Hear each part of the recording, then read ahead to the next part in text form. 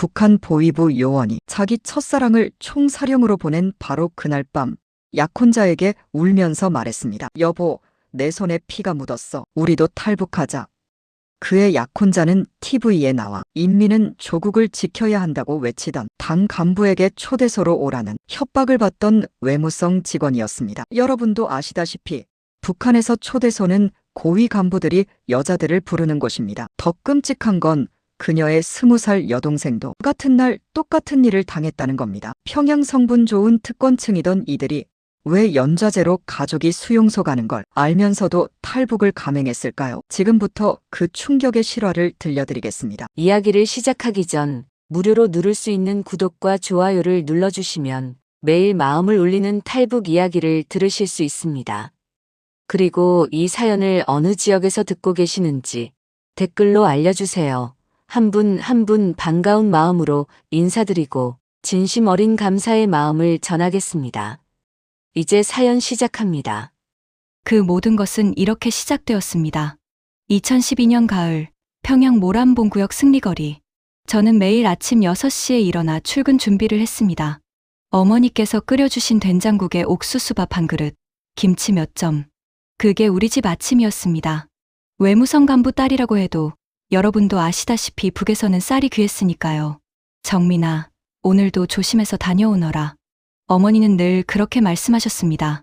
무슨 뜻인지 저도 알았습니다. 제 직업이 위험하다는 것을요. 저는 외무성 교육협력과에서 일했습니다. 듣기 좋은 이름이죠. 하지만 실제로 하는 일은 달랐습니다. 고위 간부들의 자녀를 몰래 해외로 빼돌리는 일, 그게 제 업무였습니다. 서류를 위조하고 중국이나 유럽의 페이퍼 컴퍼니를 만들고 유학이라는 이름으로 특권층 자식들을 밀출국시키는 거죠. 그날도 마찬가지였습니다.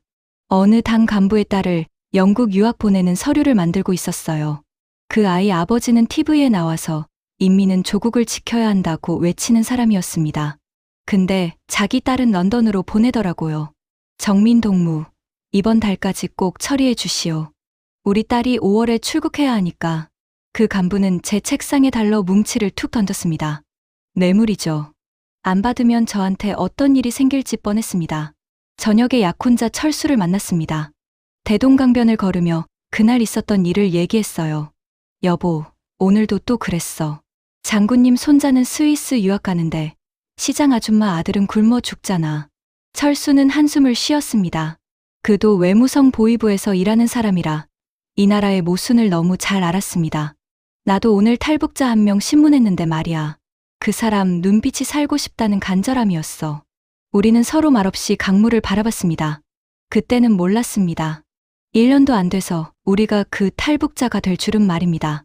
그날 밤 어머니께서 해주신 두부밥을 먹으며 저는 생각했습니다. 이대로 평생을 살아야 하나. 결혼하고 아이 낳고 또 이 비리에 손을 더럽히면서 작은 의문이었습니다. 하지만 그게 씨앗이 되어 나중에 큰 결단으로 자라날 줄은 몰랐습니다. 그 일은 2012년 겨울에 일어났습니다. 철수에게 급한 전화가 왔습니다. 목소리가 떨리고 있었어요. 여보, 나 좀 봐야겠어. 중요한 얘기가 있어. 그날 저녁, 철수는 술을 마시며 떨리는 목소리로 말했습니다. 오늘 내가 대학 때 사귀던 여자 있잖아. 은미. 저도 알고 있었습니다. 철수의 첫사랑이었죠. 그 친구가 작년에 탈북 시도했다가 잡혔대. 내가 체포 명령을 받았어. 제 손이 떨렸습니다. 거부하면 나도 숙청당한다고 했어.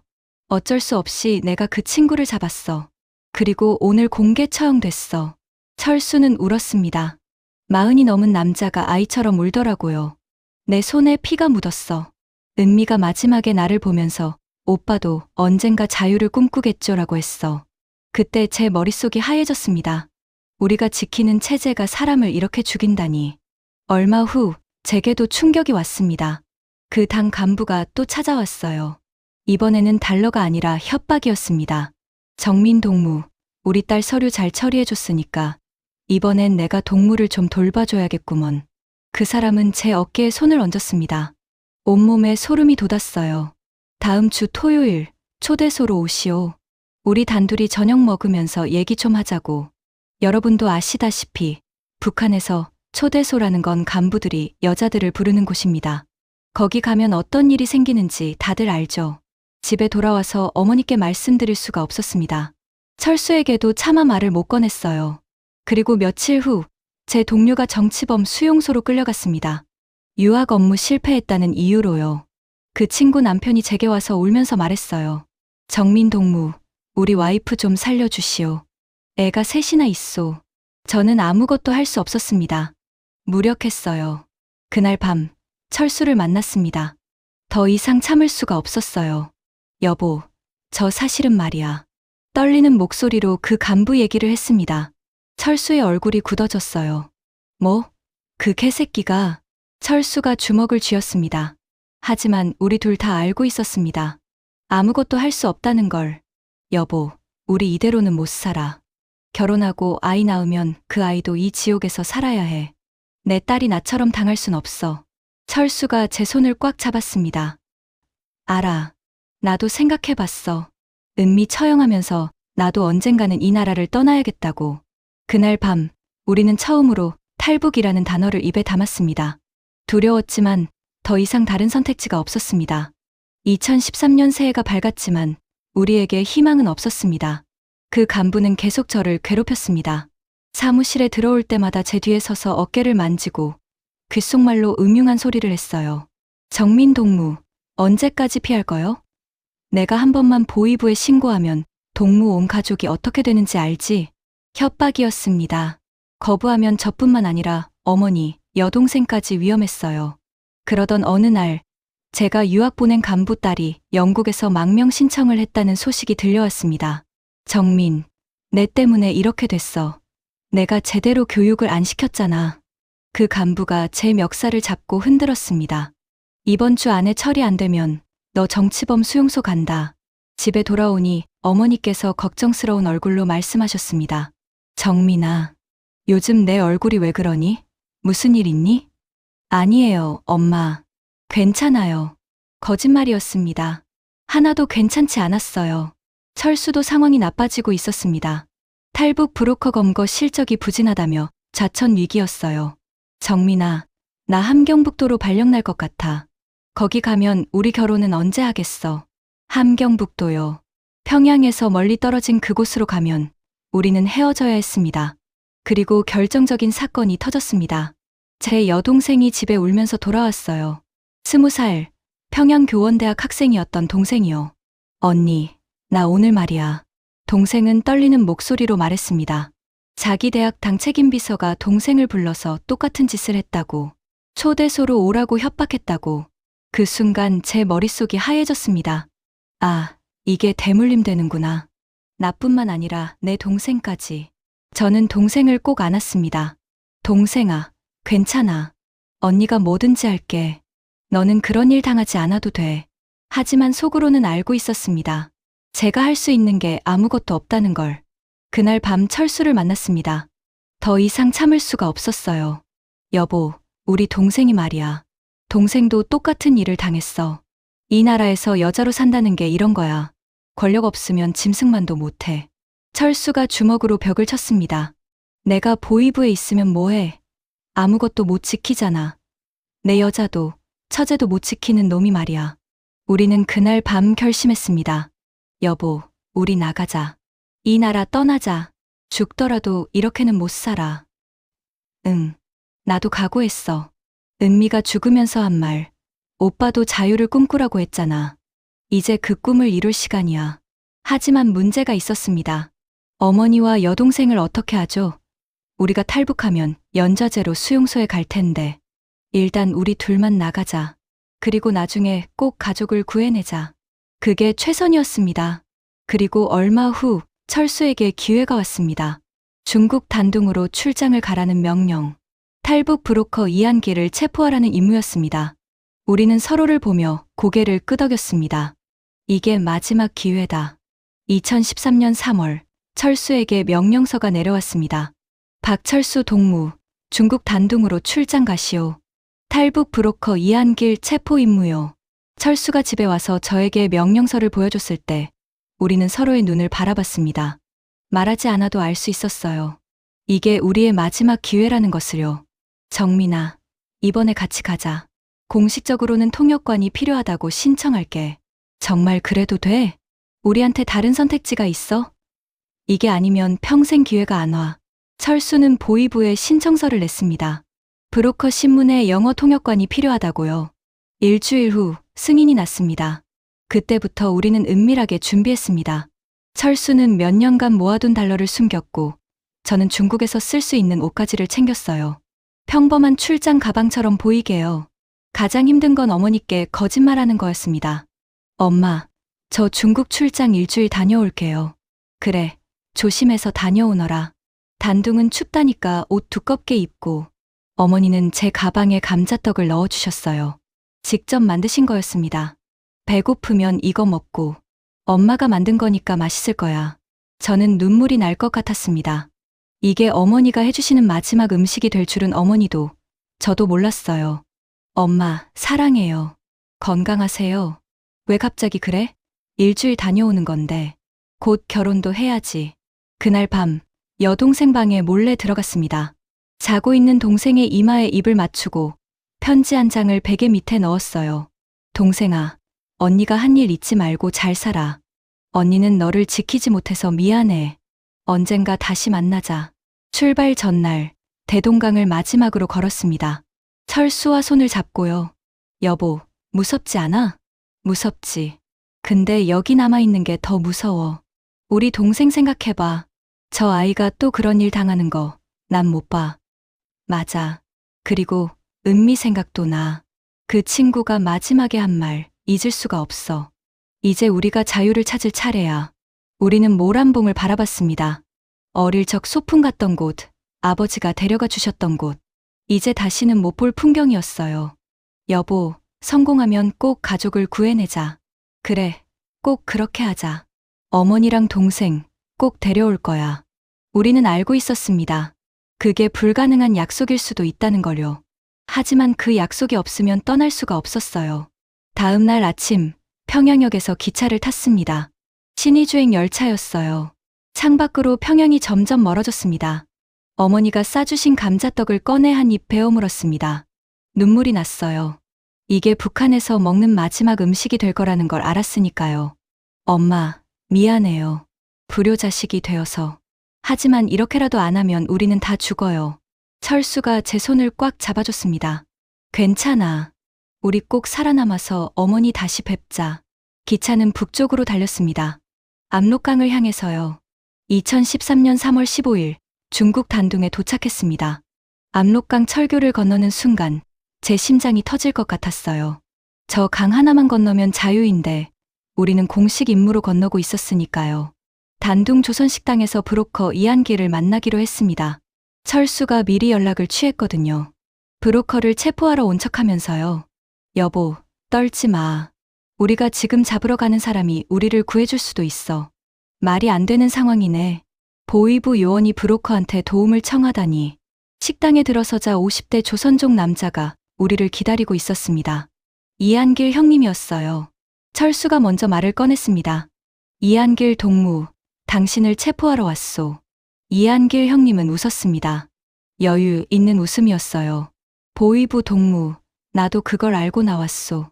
근데 동무들 눈빛을 보니까 체포하러 온 게 아니라 도움 청하러 온 것 같은데 우리는 깜짝 놀랐습니다.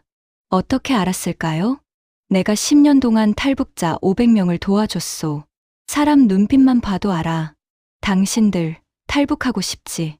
철수와 저는 서로를 봤습니다. 이 사람을 믿어야 할까요? 형님, 솔직히 말씀드릴게요. 저희가 형님을 잡으러 왔어요. 근데 저희도 이 나라가 싫어서 못 살겠어요. 도와주실 수 있습니까? 이한길 형님의 얼굴이 진지해졌습니다. 당신들 사연 말해봐요. 내가 판단할게. 우리는 모든 걸 말했습니다. 은미 이야기, 성폭력 협박, 여동생 이야기, 특권층의 비리까지요. 이한길 형님이 고개를 끄덕였습니다. 알겠소. 당신들 외교관이라고 특권층인 줄 알았는데 당신들도 피해자구만. 내가 도와줄게. 정말입니까? 저희가 형님을 잡으러 왔는데도요? 그게 뭐가 중요하오? 북한에서 온 사람들은 다 똑같은 피해자요. 간부든 노동자든 다 그 체제에 짓눌려 사는 사람들이지. 형님은 우리를 조선족 교회로 데려갔습니다. 목사님이 우리를 따뜻하게 맞아주셨어요. 형제자매님들, 환영합니다. 여기서는 안전합니다. 그날 밤, 형님이 우리에게 사진들을 보여줬습니다. 자기가 도와준 탈북자들이 한국에서 보낸 사진들이었어요. 행복하게 웃고 있는 사람들이었습니다. 보시오. 이 사람들 다 내가 도와줬소. 당신들도 저렇게 될 수 있어. 저는 눈물이 났습니다. 저런 표정으로 웃을 수 있는 날이 올까요? 형님. 그런데 형님은 왜 이런 위험한 일을 하세요? 돈 때문이에요. 형님이 고개를 저었습니다. 돈도 받긴 하지만 그게 다는 아니오. 나도 북에 가족이 있었소. 다 죽었지만 6.25 때 헤어진 가족들이오. 그래서 북에서 온 사람들 보면 내 가족 같아서 못 놔두겠더라고. 철수가 형님 손을 잡았습니다. 형님, 평생 은혜 잊지 않겠습니다. 은혜고 뭐고 없소. 빨리 준비해야지. 사흘 후에 출발할 거요. 베이징으로 가서 거기서 남쪽으로 내려갈 거요. 하지만 그때 우리는 몰랐습니다. 북한 보위부가 이미 우리를 추적하고 있다는 것을, 그리고 이한길 형님이 우리를 위해 얼마나 큰 희생을 하게 될지를요. 그날 밤, 교회방에서 철수와 나란히 누웠습니다. 여보, 우리 정말 해냈어. 이제 반은 성공한 거야. 아직 멀었어. 하지만 형님 같은 분을 만난 게 기적이야. 하늘이 우리를 도와주시는 것 같아. 창밖으로 압록강이 보였습니다. 강 건너편은 북한이었어요. 저기에 어머니와 여동생이 있었습니다. 엄마, 동생아, 조금만 기다려. 언니가 꼭 다시 데리러 올게. 그렇게 우리의 긴 여정이 시작되었습니다. 단둥 교회에서 사흘을 숨어 지냈습니다. 이한길 형님은 우리에게 중국 옷을 사다 주시고 중국어 간단한 표현도 가르쳐 주셨어요. 형님은 정말 세심한 분이었습니다. 우리가 중국 사람처럼 보이도록 머리 모양까지 바꿔주셨죠. 정민 씨, 북한 머리는 너무 티가 나요. 이렇게 염색하고 파마하면 중국 아줌마 같아 보일 거요. 목사님 부인께서 저를 미용실에 데려가 주셨습니다. 거울을 보니 낯선 제 모습이 있었어요. 하지만 이게 살기 위한 길이었습니다. 사흘째 되는 날 새벽, 형님이 급하게 우리를 깨웠습니다. 빨리 일어나요. 북한 보위부 요원들이 단둥에 왔다는 소식이 들렸소. 철수가 벌떡 일어났습니다. 뭐라고요? 벌써요? 당신들이 귀국 안 하니까 의심한 거요. 빨리 베이징으로 떠나야 해. 형님은 이미 기차표까지 준비해 두셨습니다. 새벽 5시 기차였어요. 기차역으로 가는 차 안에서 형님이 말씀하셨습니다. 내가 당신들 대신 시간을 벌어줄게요. 북한 요원들한테 거짓 정보를 흘릴 거요. 형님, 그러시면 형님이 위험하잖아요. 괜찮소. 나는 이런 일에 익숙해. 당신들은 살아야 해. 한국 가서 북한 실상을 알려야지. 기차역에 도착했을 때 우리는 멀리서 북한 보위부 요원들을 봤습니다. 여러분도 아시다시피 북한 사람들은 옷차림만 봐도 금방 알 수 있거든요. 까만 인민복 차림의 남자 둘이 역 앞을 서성이고 있었어요. 저기 저 사람들이요? 형님이 고개를 끄덕였습니다. 맞소.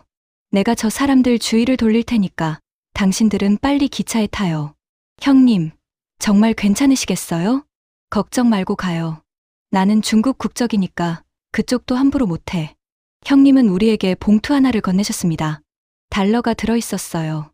이거 베이징 가서 쓰고 거기서 목사님 한 분 소개해 줄게. 이 전화번호로 연락해. 형님, 이 은혜 어떻게 갚아요? 은혜고 뭐고 없소. 당신들 살아서 자유를 누리는 게 내 보답이요. 자, 이제 가요. 형님은 우리를 기차에 태우고 일부러 북한 요원들에게 다가갔습니다. 우리가 기차 창문으로 보니까 형님이 그 요원들과 얘기하고 있었어요. 아마 엉뚱한 방향을 알려주시는 것 같았습니다.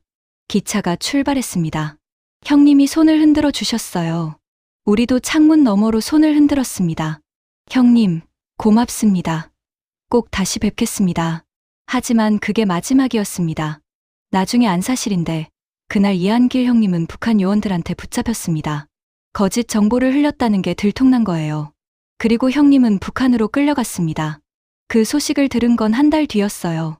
베이징에 있을 때 형님이 소개해주신 목사님한테서 들었습니다. 형제님, 이한길 형제가 북한에 끌려갔어요. 아마 처형됐을 거예요. 철수와 저는 그 자리에서 주저앉았습니다. 안 돼, 형님이 우리 때문에 돌아가셨어요? 목사님이 우리 손을 잡아 주셨습니다. 형제님, 이한길 형제는 기꺼이 희생하신 거예요. 그분은 500명 넘는 사람을 구했어요. 당신들이 마지막이었죠. 그분은 영웅이에요. 우리는 그날 밤 내내 울었습니다. 형님이 우리에게 해주셨던 말들이 생각났어요. 당신들 살아서 자유를 누리는 게 내 보답이요. 형님, 죄송해요. 우리가 형님을 죽였어요. 아니야, 정민아. 형님은 우리를 살리신 거야. 우리가 살아야 형님 희생이 헛되지 않아. 베이징에서 또 일주일을 숨어 지냈습니다. 매일 밤 형님을 위해 기도했어요. 그리고 맹세했습니다. 형님, 꼭 한국 가서 북한 실상 알릴게요. 그리고 형님처럼 탈북자들 돕는 일 할게요. 형님 뜻 이어받을게요. 형님의 희생으로 우리는 살았습니다. 그 빚은 평생 갚아도 못 갚을 것 같았습니다. 베이징에서 남쪽으로 내려가는 길은 험난했습니다. 목사님 네트워크를 통해 쿤밍, 라오스, 태국을 거쳐 가기로 했어요. 석 달이 걸리는 여정이었습니다. 버스를 타고, 걸어서, 때로는 화물차에 숨어서 이동했죠. 여러분도 아시다시피 중국 공안은 탈북자를 잡으면 북한으로 돌려보냅니다. 그래서 우리는 늘 숨어 다녀야 했어요. 중국 사람인 척, 조선족인 척하면서요. 베이징을 떠난 지 한 달쯤 됐을 때였습니다. 쿤밍에 있는 조선족 교회에서 쉬고 있을 때 목사님이 심각한 얼굴로 다가왔습니다. 정민 자매님, 북한에서 소식이 왔는데요. 앉으세요. 심장이 멎는 것 같았습니다. 설마 어머니가 여동생이 무슨 일이라도 생긴 건가요? 자매님 가족 소식입니다. 어머님과 여동생분이 연좌제로 정치범 수용소에 보내졌다고 합니다. 그 순간 눈앞이 캄캄해졌습니다. 바닥에 주저앉았어요. 안 돼요. 엄마, 동생아. 철수가 저를 꼭 안아줬지만 위로가 되지 않았습니다. 내가 죽였어. 내가 탈북해서 엄마랑 동생이 수용소에 갔어. 나 때문에, 다 나 때문이야. 목사님이 제 손을 잡아주셨습니다. 자매님 잘못이 아닙니다. 그런 법을 만든 체제가 나쁜 거예요. 하지만 위로가 되지 않았습니다. 어머니의 얼굴이, 여동생의 얼굴이 눈에 밟혔어요. 어머니가 싸주신 감자떡, 여동생 이마에 마지막으로 한 입 맞춤. 그게 마지막이 될 줄 알았다면 더 꼭 안아드릴 걸. 더 많이 사랑한다고 말씀드릴 걸. 그날 밤부터 며칠 동안 밥을 먹지 못했습니다. 잠도 못 잤어요. 꿈에서 여동생이 나타나 울면서 말했습니다. 언니, 왜 나를 버리고 갔어? 언니 때문에 나 수용소에 왔어. 미안해, 동생아. 언니가 잘못했어. 언니가 너를 지켜줬어야 했는데. 철수도 괴로워했습니다. 자기도 처제를 못 지켰다고, 장인어른, 장모님을 위험에 빠뜨렸다고 자책했어요. 여보, 우리 뭐 하는 짓이야?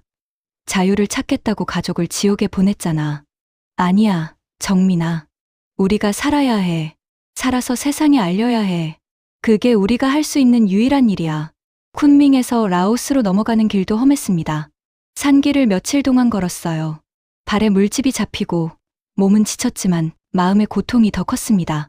라오스에서 또 한 번 위기가 왔습니다. 중국 공안이 라오스까지 추격해 왔다는 소식이었어요. 우리는 급히 서로 다른 차를 타고 피해야 했습니다. 여보, 일단 헤어지자. 둘이 같이 있으면 더 위험해. 태국 방콕에서 만나. 싫어. 당신 없이 어떻게 가. 정민아, 우리 여기서 잡히면 다 끝이야. 이한길 형님 희생도 우리 어머니 동생 고통도 다 헛수고가 돼. 꼭 살아서 만나자. 우리는 울면서 헤어졌습니다. 철수는 북쪽 루트로, 저는 남쪽 루트로 갔어요. 일주일 동안 철수 소식이 없었습니다. 혼자서 태국 국경까지 가는 길은 너무 외로웠어요. 철수가 잡힌 건 아닐까, 죽은 건 아닐까, 온갖 생각이 들었습니다. 2013년 6월, 드디어 태국 방콕에 도착했습니다. 한국 대사관 앞에서 기다렸어요. 철수가 올까요? 그때 멀리서 익숙한 뒷모습이 보였습니다. 여보, 정민아. 우리는 달려가 서로를 껴안았습니다. 길 한복판에서 울었어요. 당신, 살아있었구나. 나 당신 죽은 줄 알았어. 나도 당신 걱정에 미칠 것 같았어. 이제 괜찮아. 우리 해냈어. 한국 대사관 문을 열고 들어갔습니다. 직원분이 우리를 맞아주셨어요. 어서 오세요. 고생 많으셨습니다. 이제 안전합니다. 그 말을 듣는 순간 석 달 동안 참았던 눈물이 터졌습니다. 이한길 형님 생각, 어머니 생각, 여동생 생각에 가슴이 찢어지는 것 같았지만 동시에 우리는 살았다는 안도감도 들었습니다. 형님, 엄마, 동생아, 미안해. 그리고 고마워. 우리 꼭 살아서 너희 뜻 이어받을게. 2013년 7월 한국 땅을 처음 밟았습니다. 인천공항에 내렸을 때의 그 느낌을 어떻게 말로 표현할까요? 여러분도 아시다시피 우리 세대는 6.25 이후 분단된 조국을 평생 그리워하며 살았잖아요. 저도 같은 민족, 같은 땅인데 태어난 곳이 달라서 지옥 같은 삶을 살았습니다. 여보, 우리 정말 한국에 왔어. 믿어져? 안 믿어져. 꿈 같아. 공항 화장실에 들어갔을 때 깜짝 놀랐습니다. 화장지가 공짜로 있고 물이 콸콸 나오고 비누까지 있었어요. 북한에서는 상상도 못할 일이었죠. 그것만 봐도 눈물이 났습니다. 하나원에 입소했습니다. 거기서 석 달 동안 남한 사회 적응 교육을 받았어요. 인터넷 쓰는 법, 은행 이용하는 법, 취업 준비까지요. 가장 충격적이었던 건 인터넷이었습니다. 북한 소식을 마음대로 찾아볼 수 있다는 게 신기했어요. 매일 밤 북한 뉴스를 검색했습니다. 혹시 어머니나 여동생 소식이 있을까 싶어서요. 하지만 아무 소식도 없었습니다. 편의점에 처음 갔을 때도 놀랐습니다. 24시간 문을 여는 가게라니요. 게다가 물건이 넘쳐나잖아요. 라면, 과자, 음료수, 빵, 온갖 것이 다 있었습니다. 북한에서는 장마당에서도 구하기 힘든 것들이요. 여보, 이게 다 진짜야? 돈만 있으면 뭐든지 살 수 있어? 그런가 봐. 여기는 배급받을 필요가 없대. 말투도 달랐습니다. 북한에서는 동무라고 부르는데 남한에서는 씨라고 하더라고요. 수령님도 없고 당도 없었어요. 자유롭게 말할 수 있다는 게 이상했습니다. 하나원에서 작은 결혼식을 올렸습니다. 목사님이 주례를 서주셨어요. 하나원 사람들과 선생님들이 축하해 주셨습니다. 웨딩드레스도 없고 피로연도 없었지만 그게 우리 인생에서 가장 행복한 날이었습니다. 이한길 형님, 하늘에서 보고 계시죠? 형님 덕분에 저희 결혼했어요. 평생 형님 은혜 잊지 않겠습니다. 하나원을 나와 정착금을 받고 작은 원룸을 얻었습니다. 비좁았지만 우리만의 집이었어요. 북한에서는 국가가 정해준 집에 살았는데 여기서는 내 돈으로 내 집을 얻을 수 있다니 신기했습니다. 저는 탈북민 지원 단체에서 통역 자원봉사를 시작했습니다. 새로운 탈북민들이 적응하도록 돕는 일이었어요. 철수는 탈북민 정착 상담사가 됐습니다. 우리 경험이 다른 분들께 도움이 됐으면 했습니다. 일하면서 만난 탈북민 한 분 한 분이 저희 여동생 같고 어머니 같았습니다. 그분들을 도울 때마다 생각했어요. 내가 구한 이 사람 한 명이 동생을 대신하는 속죄다. 지금 10년이 지났습니다. 아직도 매일 밤 북한에 계신 어머니와 여동생을 생각합니다. 수용소에서 얼마나 고생하실까요? 살아계시기나 할까요? 명절 때마다 대동강이 그립습니다. 모란봉이 보고 싶습니다. 어머니가 끓여주시던 된장국, 동생이랑 같이 먹던 옥수수밥이 그립습니다. 이한길 형님 소식도 계속 찾고 있습니다. 혹시 살아계신 건 아닐까요? 형님을 다시 만나 무릎 꿇고 감사 인사드리고 싶습니다. 남편 철수와 저는 요즘 탈북민 인권단체에서 활동하고 있습니다. 북한 인권 실상을 세상에 알리는 일이에요. 특권층의 비리, 성폭력, 연좌제, 정치범 수용소의 실상을 증언합니다. 사람들이 물어봅니다. 후회하지 않으세요? 가족을 희생시키면서까지 탈북한 거요? 솔직히 말씀드리면 매일 후회합니다. 매일 밤 꿈에 여동생이 나타나 울면서 묻습니다. 언니, 왜 나를 버렸어? 그럴 때마다 가슴이 찢어집니다. 하지만 동시에 알고 있습니다. 우리가 북한에 남았으면 다 죽었을 거라는 것을요. 그리고 지금 우리가 하는 일이 언젠가 북한 사람들을 자유롭게 할 거라는 것을요. 저는 믿습니다. 언젠가 통일이 되면 어머니 무덤 앞에 절할 수 있을 거라고, 여동생을 다시 만날 수 있을 거라고, 이한길 형님 산소를 찾아가 꽃을 바칠 수 있을 거라고. 그날까지 저는 살아있겠습니다. 증언하고 기록하고 북한 사람들의 자유를 위해 싸우겠습니다. 여러분, 자유는 공짜가 아닙니다. 누군가의 희생으로 얻어지는 것입니다. 우리 세대가 통일을 못 보더라도 우리 다음 세대는 하나 된 조국에서 살 수 있기를 기도합니다. 이한길 형님, 어머니, 여동생, 그리고 북한에 계신 모든 분들, 조금만 기다려 주세요. 우리 꼭 다시 만날 날이 올 겁니다.